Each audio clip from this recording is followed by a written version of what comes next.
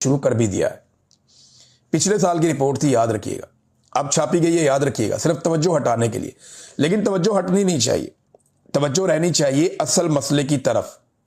और असल मसला क्या है, यहां पाकिस्तान तहरीके इंसाफ ने एक बड़ा शानदार किस्म का पेपर जारी किया है और उसमें बहुत सारे अहम सवालात पूछे हैं DGISPR से। ये सवालात आपको पढ़ के सुनाना बहुत जरूरी है, इसके ऊपर उन्होंने बड़ी मेहनत की है। देखिए, इमरान खान की जो दो बड़ी ताकतें हैं ना, जो इमरान खान साहब को देखें, अल्लाह रब्बुल इज्जत की ताकत सबसे बड़ी है, वही रास्ते निकालता है, वही लोगों के दिलों में आपके लिए मोहब्बत डालता है। तो दो चीजों ने इमरान खान के लिए बहुत काम किया, एक सोशल मीडिया, दो ओवरसीज पाकिस्तानी। ये दो फैक्टर्स एस्टेब्लिशमेंट को चुपते रहे और इन दो फैक्टर्स ने बड़ी कामयाबी से इमरान खान का दिफा किया। अब जो सोशल मीडिया है उसका इस्तेमाल पाकिस्तान तहरीके इंसाफ से बेहतर किसी ने नहीं किया। ऑफिशियल की मैं बात कर रहा हूं, वो तो सोशल मीडिया में तो हर तरह के लोग आ जाते हैं। अब PTI इतनी बड़ी जमात बन गई है, सारे लोग इमरान खान को सपोर्ट करते हैं, तो हर तरह के लोग वहां पे हैं। किसी की जुबान अच्छी है, किसी की नहीं अच्छी, किसी की सोच अच्छी है, किसी की नहीं अच्छी, लेकिन वो सारे सपोर्ट कर रहे हैं।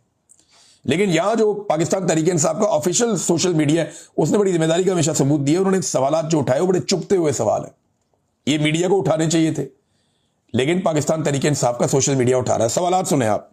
कौम की DGISPR से वजाहत की अपील कि जनाब आएं और वजाहत दें। क्या 7 दहाइयों पर मुश्तमिल मुनज़्ज़म तरीन और काबिल इदारे में एक भी ऐसा अहल और काबिल भरोसा अफसर नहीं है जो मौजूदा फील्ड मार्शल आसिम मुनीर का मुतबादिल हो या उनके नातवां कंधों पर मौजूद बेतहाशा जिम्मेदारियों का बोझ बांट सके? यानी एक भी फौजी नहीं मिला, पूरी फौज के अंदर एक भी जर्नैल नहीं मिला जो आसिम मुनीर साहब का बोझ बांट सके या उनकी जगह ले सके। इतना पुराना तगड़ा इदारा है, तो ये क्या किया आपने? ये सवाल उठाया। फिर इसमें आगे ना डिफरेंट कैटेगरीज हैं। एक, उन्होंने कहा 2022 में रिटायरमेंट की उम्र गुजरने के बावजूद उन्हें चीफ के ओहदे पर तकर्री दे दी गई। फिर 3 साल मुद्दत मुलाजमत जब उनकी खात्मा हो गया तो आर्मी एक्ट में तरमीम करके उनको 2030 तक यानी 8 साल तक आर्मी चीफ के ओहदे में तौसीह दे दी गई। फिर 2030 तक आर्मी चीफ के ओहदे समेत चीफ ऑफ डिफेंस फोर्सेस यानी तीनों मुसल्लह अफवाज की सरबराही का इजाफी कलमदान भी दे दिया गया। फिर जौहरी असासों की निगरानी जैसी अहम जिम्मेदारी भी उन्हें दे दी गई, वो ताकत भी उनके पास चली गई। फिर स्ट्रेटेजिक फोर्स कमांड के जनरल की तैनाती की जिम्मेदारी भी उनके पास चली गई। फिर ताहयात फील्ड मार्शल का ओहदा और उसके साथ मुराद वो भी उनके पास चली गई और वर्दी का बोझ भी उन पर डाल दिया। फिर मुस्तरद शुदा टोले को इक्तदार की मसनत पर लाकर बिठाने की जिम्मेदारी भी उन पर डाल दी। फिर अदलिया, मुकन्ना और इंतजामिया की बराह रास्त सरपरस्ती भी उन पर डाल दी। फिर दिफाई समेत सिविलियन इदारों की निगरानी की जिम्मेदारी भी उन पर। SIFC के जरिए बैरूनी सरमायाकारी ला कर डूबती मईशत को बचाने की इजाफी वाशी जिम्मेदारी भी उन पर डाल दी गई।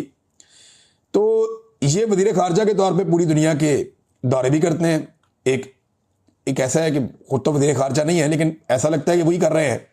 फिर नायाब मादनियात और दीगर कुदरती वसाइल की बंदर बांट की जिम्मेदारी भी उन पर डाल दी गई। तो और क्या क्या करवाना है एक आर्मी चीफ से? इदारे में कोई और काबिल आदमी नहीं है? ये सवाल पूछा पाकिस्तान तहरीके इंसाफ ने। फिर उन्होंने कहा इन बेशबहा खिदमात के सिले में ताहयात ओहदा, ताहयात मुराद और ताहयात तमाम जराइम के एहतसाब से इस्तिस्ना नाकाफी है। ये जनाब पाकिस्तान तहरीके इंसाफ के सोशल मीडिया ने एक तंजिया किस्म का ट्वीट किया और बड़े आम सवालात उठाए। उम्मीद करता हूं कि DGISPR इनका जवाब देंगे। देखिए, एक्सटेंशन का किसी के पास क्या जवाब होगा, इस्तिस्ना का किसी के पास क्या जवाब होगा?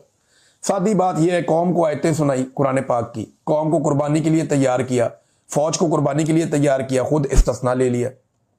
ये कमजोरी है ना, ये तो बहादुरी नहीं है, ये तो दलेरी नहीं है कि जनाब आप सारे कुर्बानी दें, आप सबके लिए कुरान पाक की आयात नाजिल हुई हैं और मैं गैर इस्लामी और गैर शरई इस्तिस्ना ले लूंगा, मुझे इसकी जरूरत है, आप सबको इसकी जरूरत नहीं है। तो ये क्या बात हुई भाई? अगर आपने आयात लोगों को सुनानी है तो पहले आपने उनके ऊपर खुद अमल दरामद करना है ना। कौम के लिए, फौज के लिए, आम लोगों के लिए, निचले तबके के लिए, सबके लिए कुरान पाक की आयात और अहादीस और अपने लिए इस्तिस्ना, ये नामुनासिब रवैया है। इससे एक बेचैनी पैदा होगी और ये बढ़ती जाएगी बेचैनी। नाज़रीन, सुहेल अफरीदी ने खैबर पख्तूनख्वा में जो उनकी पॉलिसी रहेगी वो बता दी और ये बहुत इंपॉर्टेंट है, इसको जरा गौर से सुनिएगा वो मामला किस तरफ लेकर जा रहे हैं। उन्होंने कहा कि खैबर पख्तूनख्वा में कोई ऐसी कानून साजी नहीं होगी जिससे किसी को इस्तिस्ना हासिल हो। ऐसा दरवाजा नहीं छोड़ा जाएगा कि वो यहां जुल्म करे और इसका एहतसाब ना हो। यह सुहेल अफरीदी ने कहा। यानी सिंपल ये है कि जो एक इदारों को इस्तिस्ना दिया गया था खैबर पख्तूनख्वा में कि आप अपने ऑपरेशंस कर सकते हैं, वो एक्शन इन सिविल पावर का एक कानून था, उसके तहत यहां फौज एक्टिविटी करती थी, ऑपरेशंस करती थी। अब वो उन्होंने ऐलान कर दिया खत्म करने का। पहले करारदाद आ गई, फिर कैबिनेट ने खत्म कर दिया। कोई रही सही कसर है, अगर होगी तो असेंबली में बैठेंगे जिस दिन, वहां पे वो खत्म कर देंगे वोटिंग करवा के। तो वो ये क्लियर कर रहे हैं कि यहां हम किसी को इस्तिस्ना देने नहीं जा रहे, जो होगा कानून और आइन के मुताबिक होगा। ऐसे जोर जबरदस्ती से हम यहां पे चीजें नहीं होने देंगे। नाजरीन, मेरे पास एक और खबर है और किसानों के हवाले से है। देखिए, गंदम अभी किसान लगा रहा है, ये आखिरी वक्त चल रहा है। अभी गंदम का बीज जो है वो हमारी टीमें भी दे रही हैं और तमाम लोगों का बहुत शुक्रिया जिन्होंने मदद की, आम किसानों की जिनकी ज़मीनें डूब गई थी। तो वहाँ पे जितनी हम कोशिश कर सकते थे, हज़ारों एकड़ के ऊपर गंदम लगवाई है अल्हम्दुलिल्लाह। तो वो आपके साथ हम शेयर करते रहते हैं, सारी तफसीलात भी आपको बाद में देंगे। तो नाज़रीन, गंदम की बुवाई के वक्त एकदम डीजल की कीमत बढ़ जाना, इसका मतलब आप समझते हैं। बेशतर जो जिम्मेदार है वो डीजल के जरिए से अपनी ज़मीनों में हल चलाते हैं, ट्रैक्टर चलाते हैं, फिर वो ट्यूबवेल चलाते हैं। तो एकदम उसकी कीमत में इतना इजाफा कर देना, ये किसानों की कमर तोड़ने की बात है। ये इन्होंने उस वक्त किया जब किसानों को डीजल की ज़रूरत है। गन्ने के किसान के साथ जो जुल्म हो रहा है, क्रशिंग शुरू ही नहीं हो रही। ये जो किसान रहनुमा इन्होंने बताया कि जी हमें पाकिस्तान की तारीख में अगर कभी गन्ने का सही रेट मिला है, बर वक्त रेट मिला है, हमें प्रॉपर पेमेंट हुई है और सही टाइम पे क्रशिंग शुरू की गई है, तो वो इमरान खान का दौर था। उसके अलावा ये कभी नहीं हुआ।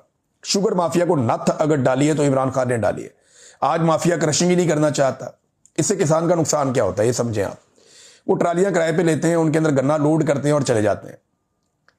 जो गन्ना होता है ना, ये वजनी होता है। जितने दिन ये पड़ा रहता है इसका वजन कम होता रहता है और इसकी कीमत कम होती रहती है, लेकिन इसके अंदर इसकी जो मिठास है वो मौजूद रहती है। अब जो शुगर मिल मालिकान है वो कोशिश करते हैं कि गन्ना लेट खरीदे। जितने दिन वो गन्ना खड़ा रहेगा, वहां पे ट्रालियों के अंदर पड़ा रहेगा, तब तक वो सूखता रहेगा, उसका वजन कम होता रहेगा और किसान को कम पैसे देने पड़ेंगे। ये वारदात है। तो इसलिए क्रशिंग को लेट करते हैं और हुकूमत इनका कुछ कर ही नहीं पा रही। ये एक 2 नंबरी हो रही है। नाज़रीन, तहरीक लब्बैक पाकिस्तान, अब इसके बहाने पाकिस्तान तहरीक इंसाफ पर भी जुल्म किया जा रहा है। मैंने थोड़े दिन पहले भी आपको बताया था। अब 2 भाई हैं तहरीक इंसाफ के, वसीम मुजम्मल, ये नारोवाल के, इनको भी तहरीक लब्बैक का कारकुन बना के उठा के इन पर टॉर्चर कर दिया। इससे पहले मैं आपको मुख्तलिफ वाकयात बताता रहा। मैंने आपको यह भी बताया कि जहां पे ज़िमनी इंतखाबात हो रहे हैं, तहरीक इंसाफ ने तो पंजाब में उम्मीदवार नहीं दिए। उन्होंने कहा जी खुद ही आप कर लें जो करना है, आपने धांधली करनी है इस इलेक्शन कमीशन के साथ, हम यहां पे क्या इलेक्शन लड़ेंगे। यहां पे तो बात ही नहीं सुनी जाती और एक फस्तायत है, एक जुल्म है। बस सिर्फ आपने रस्मी कार्रवाई करनी है कि जनाब इलेक्शन हुआ था और ये फॉर्म 47 लेके आप घर जाएं। तो ये 2 नंबरी होनी है पंजाब में। लिहाजा वो तो इससे बाहर निकल गए, लेकिन जो लोग फिर भी मैदान में आए उनका भी मुकाबला नून लीग नहीं कर पा रही, पीपल्स पार्टी नहीं कर पा रही। तो वहां जो लोग उनको सपोर्ट करते हैं उनको उठा उठा के उनको भी तहरीक लब्बैक के खाते में डाल रहे हैं। अंदाजा करें आप, ये कितना जुल्म कर रहे हैं, कितना जबर कर रहे हैं। पाकिस्तान में जमहूरियत नाम की कोई चीज बची नहीं है। अगर पाकिस्तान ने बचना है तो ये 27वीं और 26वीं आईनी तरमीम को रिवर्स होना पड़ेगा। अगर ये तरमीमें मौजूद रहती हैं तो पाकिस्तान का जो एक जमहूरी वजूद है वो खतरे में रहेगा। खतरे में क्या रहेगा, खत्म ही हो जाएगा, वो होगा ही नहीं, जमहूरी वजूद नहीं होगा। नाज़रीन, पाकिस्तान ने तारीख में पहली बार IMF से एक बड़ी अजीबोगरीब रिक्वेस्ट कर दी है। मोहम्मद ज़ुबैर साहब ने भी इसको रिपोर्ट किया, मैं देख रहा था इंटरनेशनल मीडिया, उसमें भी है कि IMF अब हमारा बजट बनाता है, वो बताता है आपने क्या करना और क्या नहीं करना। ये कहते थे ना कि पाकिस्तान को IMF के सामने गिरवी रख दिया। इमरान खान तो 3 साल के लिए आया था, 3 सालों में बेहतरीन परफॉर्म किया। 1.5 साल तो कोरोना वायरस रहा। दुनिया की 100 साल की बदतरीन किस्म की वबा के सामने वो आदमी कामयाब हुआ, सुरखरू हो गया और उसने मईशत को संभाल भी लिया। 2 साल उसकी मईशत जो है वो टेक ऑफ कर रही थी लगातार, लेकिन जब से वो गया इन्होंने बर्बादी फेर दी। अब हालात ये हैं कि मोहम्मद ज़ुबैर साहब बताते हैं कि पाकिस्तान की गवर्नमेंट ने इतनी, ये इनकॉम्पिटेंट गवर्नमेंट है, इतनी नालायक और नकम्मी हुकूमत है कि इन्होंने IMF से रिक्वेस्ट कर